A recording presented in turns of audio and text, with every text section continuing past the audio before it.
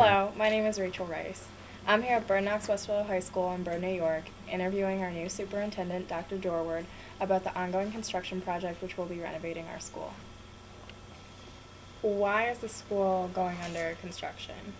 What my understanding is that there was one of the primary driving reasons behind the construction project was to improve handicap accessibility in various areas in the building. How is this project being funded? Well, part of the monies will come out of our capital reserve fund. The other portion of the money, what we're going to be doing is basically the school is taking out a loan, or it's a bond for a 15-year period, and then the way the system works at the state level is that we get reimbursed. So we will be receiving reimbursement at about 79% of the cost of the project. Okay. What is being done to the high school? We have a new boys' locker room. Remember we talked about the handicap accessibility, so some of the bathrooms are being outfitted to be more accessible. Okay. The cafeteria, there'll be a new cafeteria which will be more accessible.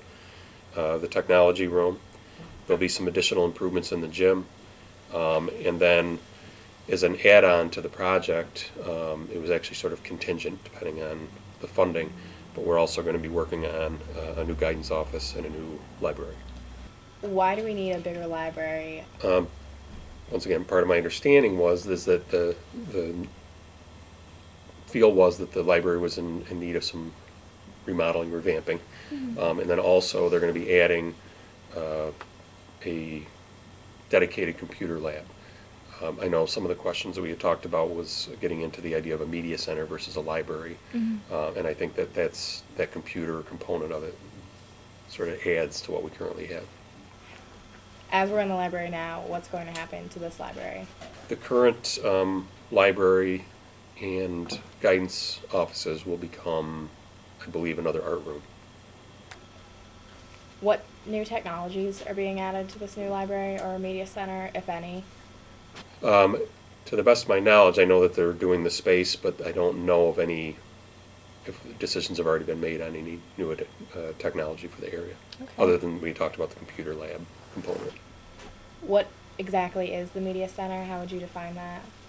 I think the term that you could use was the library. I think quite often nowadays if you go to a school, they use the term media center, and I think that really more applies because of the fact that you're talking about there may be AV equipment, there may be computer equipment, those types of things available in addition to the other things that you would traditionally find in a library. So earlier on, in answer to one of the previous questions, I had told you that part of the reason they were doing the building project is to add the computer space. I would argue probably already this is really more of a media center. It's just adding to the abilities of the media center. Okay. That's really interesting.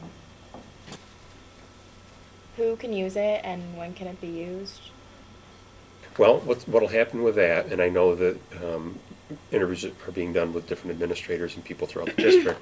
When the project is done and the new media center is completed, part of what would happen is that the building principal, Mr. McGurl, would have to work with the people that are running the media center to determine how's it going to run, when can people come, those types of things. So that would probably be developed prior to the opening of the new media center. Okay. We have many handicapped students here at Bird Knox Westfield. How are their needs going to be addressed?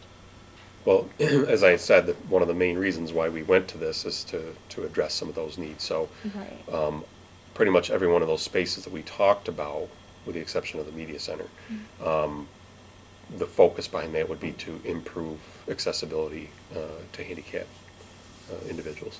Okay. What other modifications are being done to Bird Knox Westfield School? In addition to the building project, we also have the energy performance contract going on. So that would be looking at things that are going to help to make the school district more energy efficient. There'll be solar panels. I know that there's a new heating system coming in, things like that. Where do you envision our school district in 5 to 10 years? Well, obviously, we already talked about specific areas that were going to be addressed. We were fortunate in that the budget, the project came in under budget.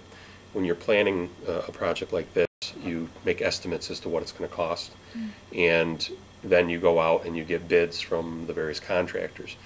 In this specific case, when the bids came in from the contractors, it turned out that the amount that they wanted to charge for the work that needed to be done ended up being less than what we had projected.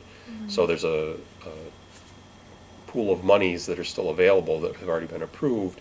So now the question for the board and for the community is, what do we want to do with that? Right. So that's yet to be determined. We actually, school districts all across the state are required to do what's called a 5-year plan.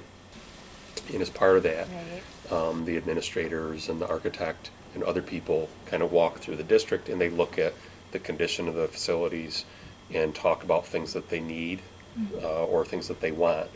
And then that 5-year plan also helps to inform, as you're moving forward over the next 5 years, helps you to figure out the things that really we should be thinking about investing our monies in. I see.